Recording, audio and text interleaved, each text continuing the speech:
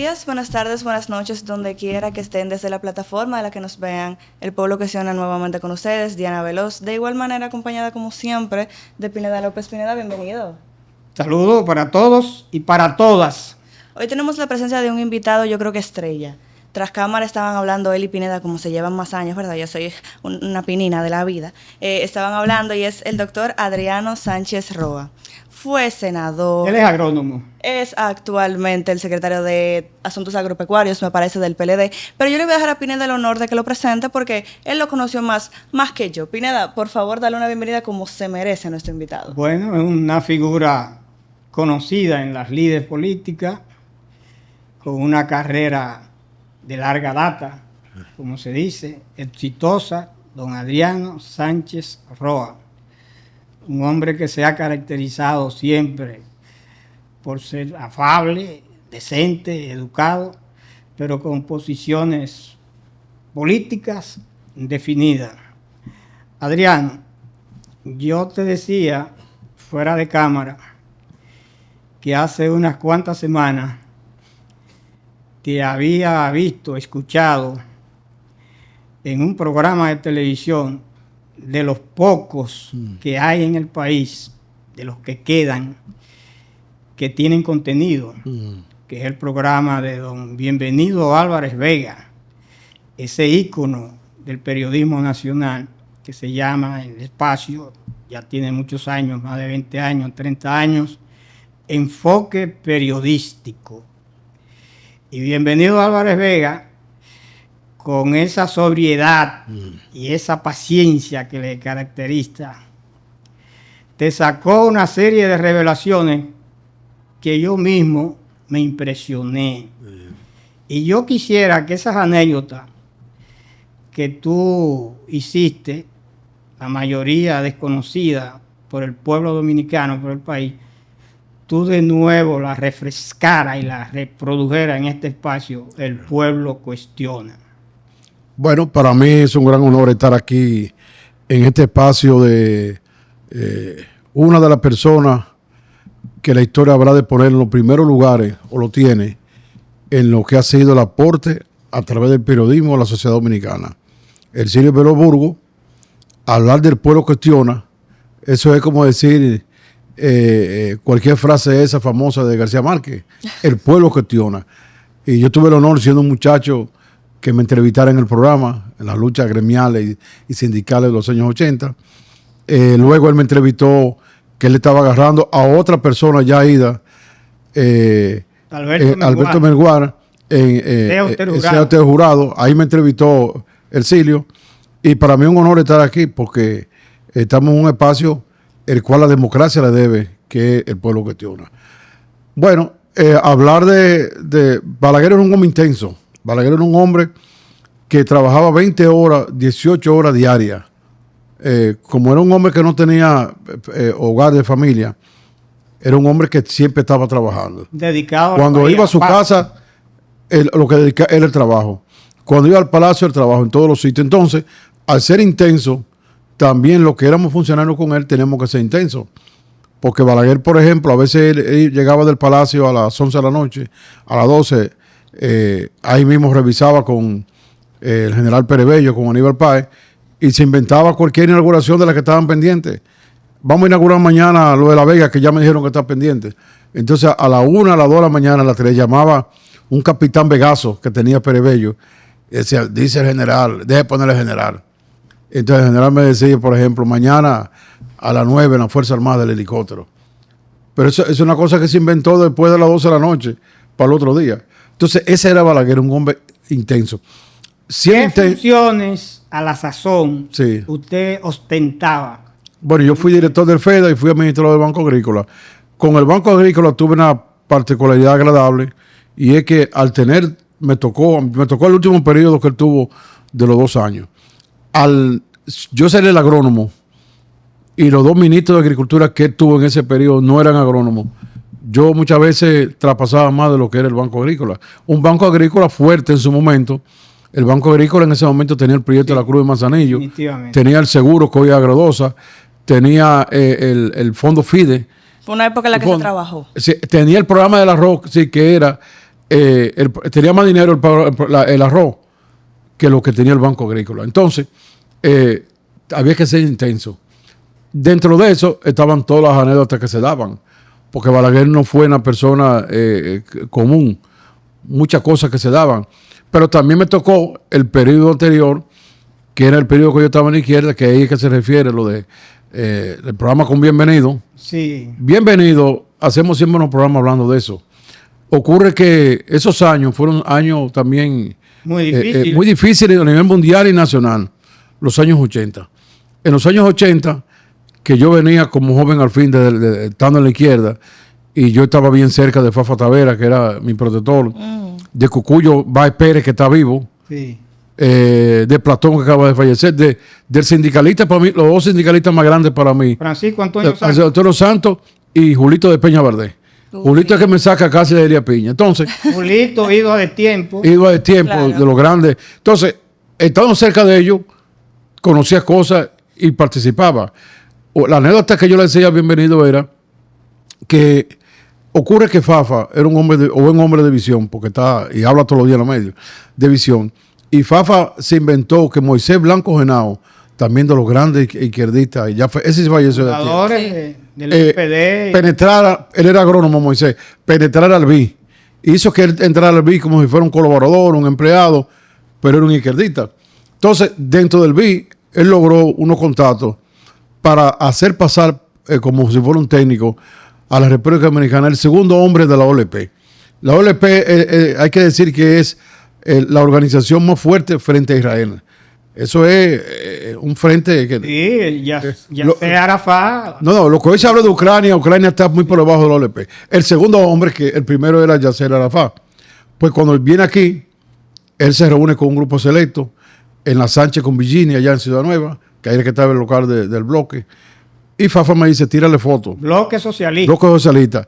Yo le tiro la foto, pero a pesar de todo eran muchachos inocentes.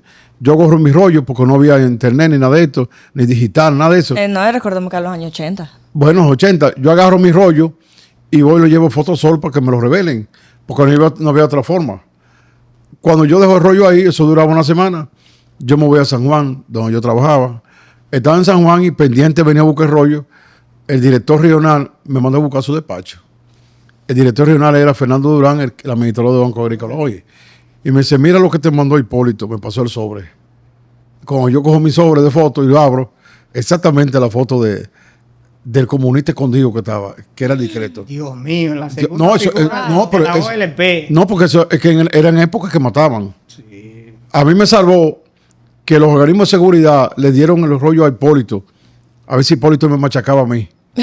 Por Hipólito, que era un hombre abierto y chabacán como es, en vez de hacer eso, lo que se lo mandó al director, dile que se cuide. Te salvó. ese- Lo advirtió, lo Sí, advirtió. porque Hipólito aceptó, Hipólito hay que decir, fue abierto en su gestión y aceptó todos los adversarios políticos ahí. Entonces, a partir de ahí, bueno, Agricultura conmigo me protegía en ese sentido, pero a partir de ahí pasé yo unos meses con el DNI detrás, para que sepamos. Incluso hubo una actividad que hizo Fafa en la Mata y ahí se le tiran una foto a unos vehículos militares que iban pasando. Y se armó un rebú con los guardias y la masa y Fafa. Y ahí, cuando ellos me vieron a mí ahí, me identificaron que yo estaba ahí, el hombre de la foto. Y Fafa, que tenía inmunidad porque había sido candidato presidencial, Sí. me trajo, yo tuve que coger 2 meses para la capital, casi ahí con Demi. Pero ya son tiempos en que lo superamos, gracias a Dios. Wow, y hablando también, tomando en cuenta el hecho de su servicio en el sector agropecuario y durante su labor legislativa, ¿cuáles fueron las obras que directamente afectaron al sector agropecuario de su provincia? Que afectaron a Elia Piña. Bueno, la afectación que tiene Elia Piña actualmente en el sector agropecuario la tiene el país. El Ministerio de Agricultura, que es la institución madre, claro. no solamente porque es la más grande, sino porque todos los consejos también lo ¿Se preside, encuentran allí? está prácticamente de capa caída actualmente. Usted no encuentra un tractor para preparar la tierra y el 76% de los productores son pequeños y medianos que necesitan que le preparen tierra. Por cierto, el ministro, ya que hablamos de anécdota, el actual ministro, que lo que yo le veo que no conoce el sector, porque a veces como tú no puedes ir a un cargo a aprender, fue Elia Piña Y cuando llegó Elías Piña, que me dijeron que estaba allá, yo me sentí contento. Dije, bueno, va a anunciar por lo menos la preparación de 20 o 30 mil tareas de tierra. Él fue dedicado a declarar Elías Piña la capital del tamarindo. Que es una palabra, porque ni siquiera tamarindo, había mucho tamarindo de antes, pero y ese día había un solo tractor de agricultura y lo estaban empujando, que tenían problemas con la batería. O agárrense, el tractor se quemó. No. Esa fue la suerte que fue el ministro. Wow. Ya. Entonces, ahora, por ejemplo, él acaba de decir, ustedes saben que el país lamentablemente ha ido perdiendo autosuficiencia. Danilo lo dejó en 88.5. El país producía esa cantidad de alimentos. De 88.5 que Danilo lo dejó, en este gobierno, el presidente Abinader, ha bajado a 70.4 los datos de 2025. Eso ha implicado que se importaron 5.594.8 millones de dólares. Pero se ha hecho grado a grado. Es decir, las importaciones que eran mínimas que hacía el presidente Danilo, se hacían con una subasta, que una rifa. No se le daba a fulano, no, al que se la sacara. ¿Qué pasa? Que esto desde el 2020 la cambiaron a grado. El ministro de Agricultura se sienta en una computadora y pone el nombre que le da la gana y ese tiene el privilegio.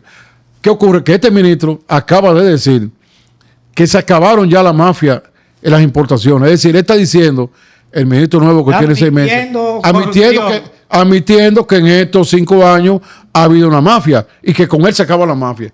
Pero yo no entiendo. Lo primero es que ya sabemos que hay una mafia, porque no lo está diciendo nada más Adriano del PLD, no, lo está diciendo el ministro que hay una mafia.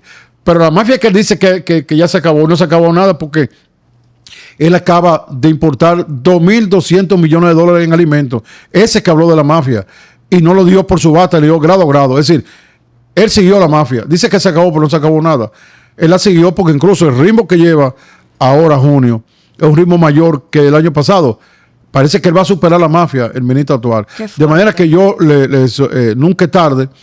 Le sugiero al presidente Luis Abinader que vuelva otra vez, derogue el decreto que él emitió y deje el decreto del presidente Danilo Medina, que se hagan sorteadas. Pero además, las importaciones hay que hacerlas después de un esfuerzo para producir.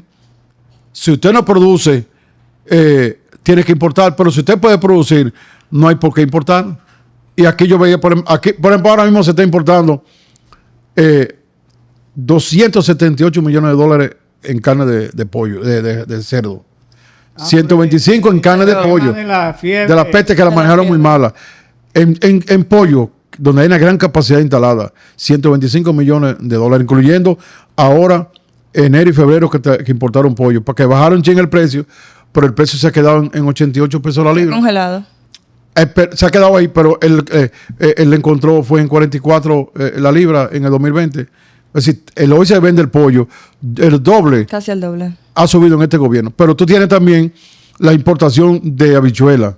Cuando hay en Valle de San Juan, que ha sido tradicionalmente el productor de habichuelas de Guandul. Entre Guandul y habichuelas se importaron más de 100 millones de dólares.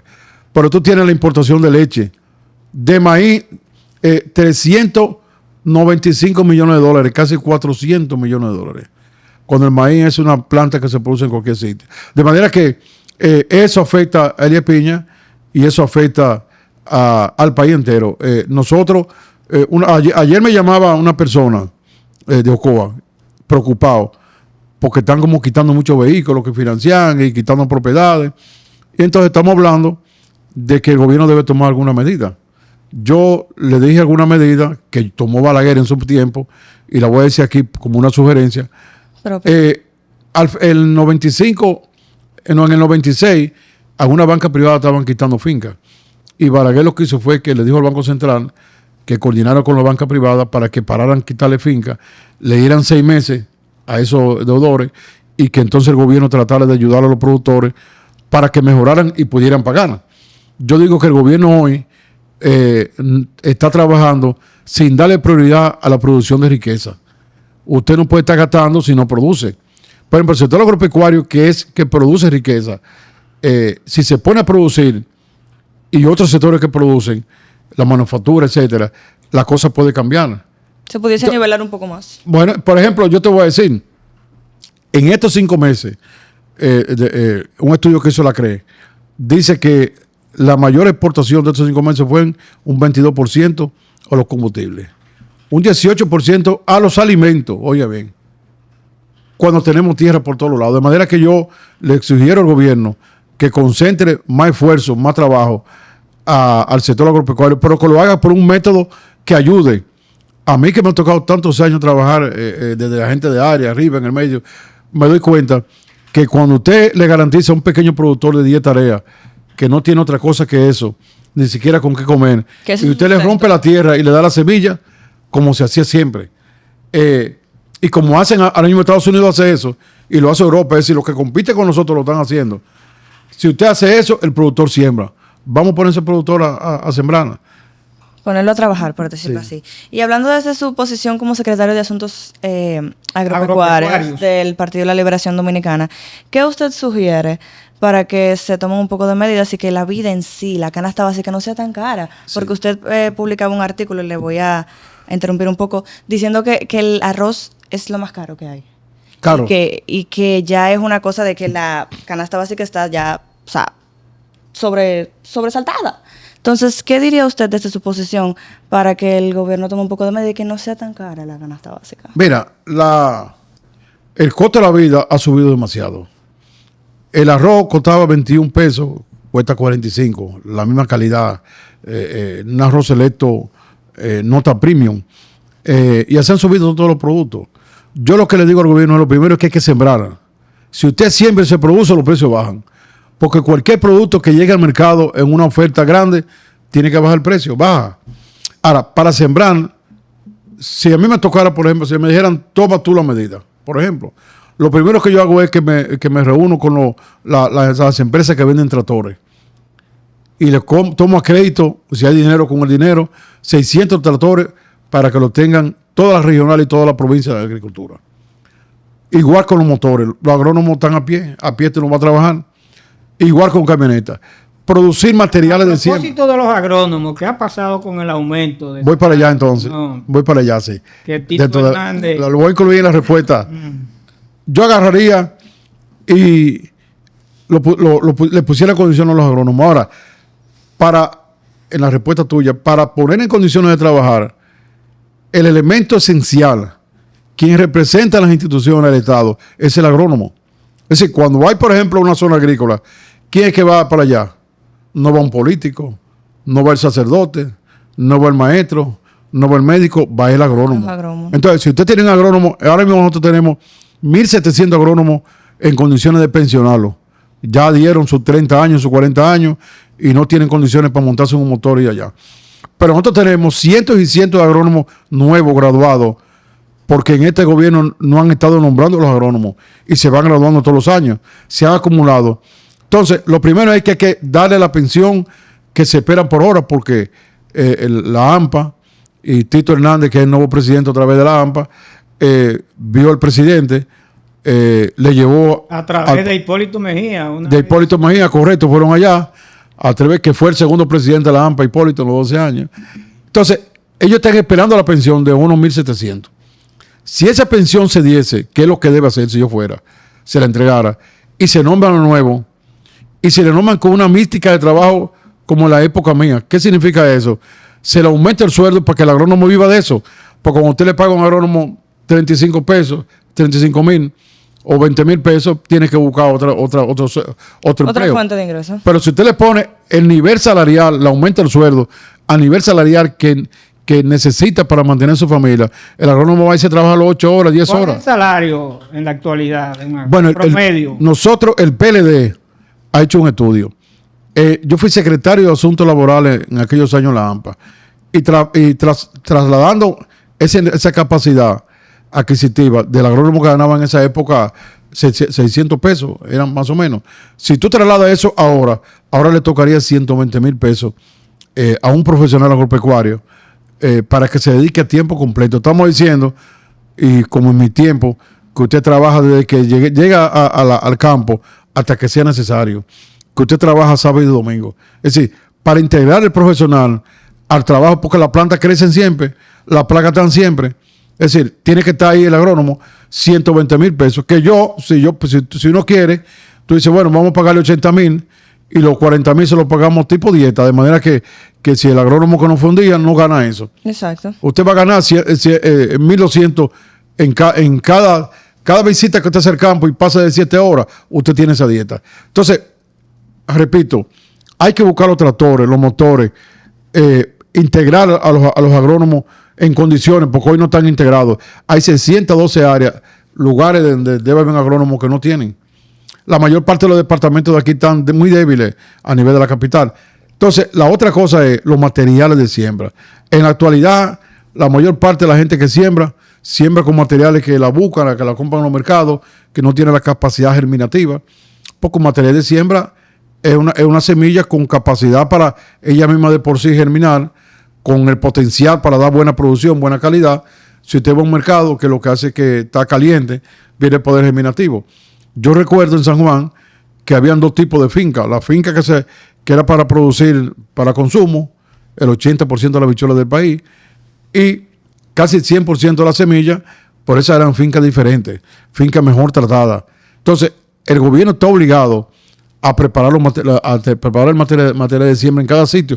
Cuando usted lleva una habana de batata, que es un tallo, de San Francisco de Macorís para San Juan, ahí usted transporta enfermedades, le aumenta el costo. Es decir, donde se siembra un cultivo, hay que producir también la semilla. Entonces, esa es la condición. La otra cosa es también que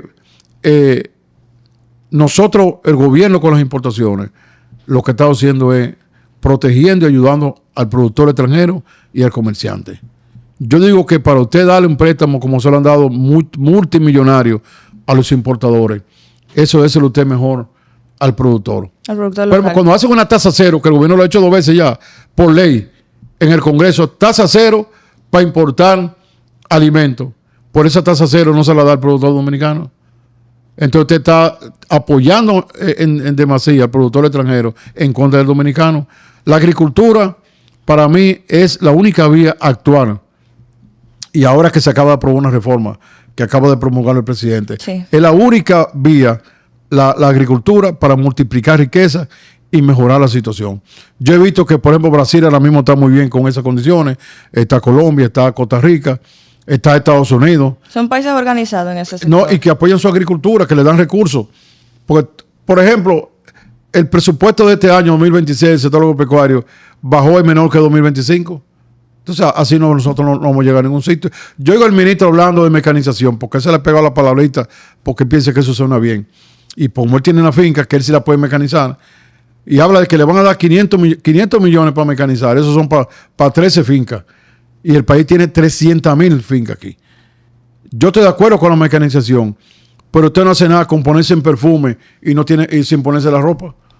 Primero tiene que ponerse la ropa para ponerse el perfume. Claro. Entonces usted tiene primero que atender a esos productores y ponerlo a trabajar. Por ejemplo, tú vas a mecanizar, el país tiene condiciones para tener 12 millones de tareas de tierra que se irriguen con agua. Pero nomás tienen 5 que se irrigan, hay 7 que no se irrigan. En esas 7 tú vas a mecanizar, si ni siquiera le ha hecho la infraestructura No para todas que le las llegue el condiciones. agua. Entonces, eso es un asunto de tener una propaganda permanentemente del ministro. Pero ya lleva 6 meses y no se ha visto lo primero que ha hecho.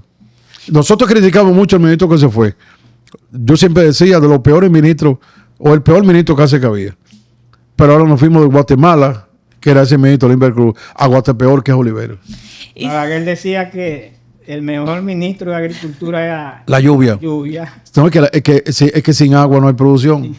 sin agua no hay vida, ya lo Sí, sabes. se estima que el 20% de la superficie mundial reciben el agua. Agua. Y ese 20% produce el 40% de los alimentos. Es decir, que con el agua se duplica la cantidad de producción de alimentos a nivel mundial. Y entonces, si el sector agropecuario es tan favorable para la economía y para la sociedad en general, ¿por qué entonces el gobierno está tan debilitado en ese sector? Esa es una buena pregunta, y es sencilla, porque importar el negocio. Y ahí ganan más que ponerse sin edificio, una construcción. O sea, importar, el darle permiso de importación y traer los productos, es un negocio rápido de conseguir dinero que no se lo da a otro sector de la economía. Es decir, los intereses particulares y personales de funcionarios y de gente llegada a los funcionarios es lo que hacen que se inclinen por una cosa que se sabe que lo bueno es lo otro. Lo bueno es producir, pero importar son los negocios de ellos. Piensen en ellos. O sea, usted está diciendo que los intereses de particulares están por encima de lo que debería importarle al gobierno en cuanto a la sociedad. Eso es así. Yo le voy a poner un ejemplo que va a llegar. Se sabe que hay que traer una variedad de ajo. Las variedades van degenerando con el tiempo. Usted siembra una semilla ahora y de esa semilla saca otra semilla. Y cuando usted saca la cuarta semilla ya va perdiendo su cualidad. Va cambiando. Eso le ocurrió ya desde el 21 para acá a la semilla de ajo en Constanza. Ocurre que el ministro de Agricultura, como llegó en enero, fue a Constanza. Y él dijo eso, porque se lo dijeron. Esta es la fecha que no han llegado la semilla para sembrar. Hay que sembrar dentro de 20 días. Entonces yo me pregunto, si tuvo tiempo para comprar la semilla, que esa sí había que comprarla afuera, para evitar que el ajo, entonces, para sembrar 20,000 tareas que debe sembrarse de ajo, y no buscó la semilla, ¿qué va a ocurrir? Que va a haber que importar todo el ajo del país. El mes que viene va a una comisión del PLD de Constanza para verificar bien, porque ya tenemos toda la información de que no hicieron nada. O sea, el gobierno prefirió. Escúchame, Adrián. Sí. Pero el panorama que tú estás narrando, pintando, el diagnóstico, es como que agricultura no funciona, que ha sido esa un desastre. Es la realidad. Es la realidad porque nosotros teníamos, y eso no lo digo yo de palabra, eso lo dice, por ejemplo, la dirección. No serán críticas. No, por ejemplo, la dirección de aduana. Los opositores. La dirección todos encuentran. Bueno, la dirección de aduana, sus estadísticas, el que la ve puede decir eso mismo. Por ejemplo, en los gobiernos de Danilo Medina, las importaciones estaban rondando los 3,000 millones o menos. Hoy están en 6,000. Es decir, si usted duplica las importaciones, si usted duplica la compra de alimentos fuera, es porque aquí no se está produciendo. Por ejemplo, yo dije que trajimos en el 25 más de 100 millones de dólares de habichuelas y guandul. Eso no está en almacenes. Si no está en almacenes, no lo comimos. En el Ministerio de Interior y Policía somos garantes de la seguridad.